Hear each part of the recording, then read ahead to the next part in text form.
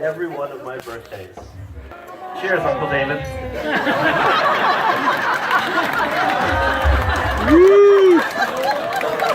But seriously, what great things can I say about my Uncle Charles he hasn't already said about himself?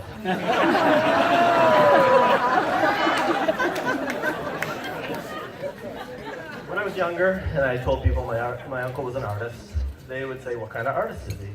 And I'd say, "Well, he paints pictures and renovates houses."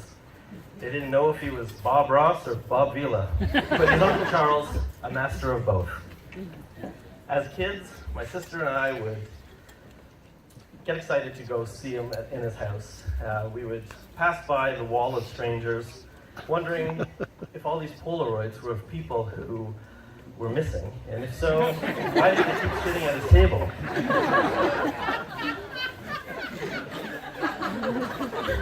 We head straight to his winding staircase. Well, that's not true. We run up to the third floor, asking if we could have a drink from his fountain. But I've tried to forget that memory since discovering that fountain was a bidet. Anyway, the point is that we'd run around the house and passing by stacks of art that at that age they were just getting in the way of us having fun. It wasn't until later that we grew an appreciation for the iconic images on those canvases. Hold on. Wait, take that.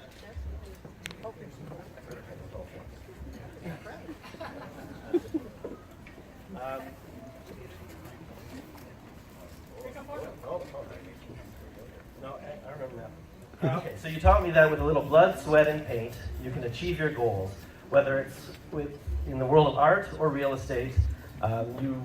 Your ability to start with nothing and really make it into something distinctly quite something is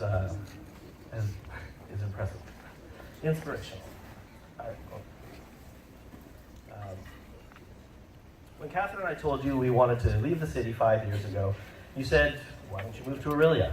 You said the arts community there is great, and the real estate is going to boom soon. Since we didn't buy Apple either, or house in Chinatown, we thought it was time to listen to you. And thank goodness we did, because it was the best decision we ever made. It also allowed us to see each other more often, and a chance for our kids, Harrison, Xander, and Maeve, to really get to know their great uncle. You always had a love for the area. The cottage on Simcoe, and further back, remember that time on your farm in Oro when you sneezed as Keith rode by on his tricycle? Alas, it wasn't meant to be then. Till now. Your kindness and generosity are a welcome addition to our family. The kids love visiting with you, and your status updates keep us in the loop. You two certainly didn't win any races to the altar, but in each other you found a prize. Someone to share special moments in life, someone to travel with, talk to, paint with, but most importantly, someone to turn to at 2 a.m. and ask for a little Mongolian beef with broccoli. Congratulations on your wedding, Uncle Charles and Uncle Keith.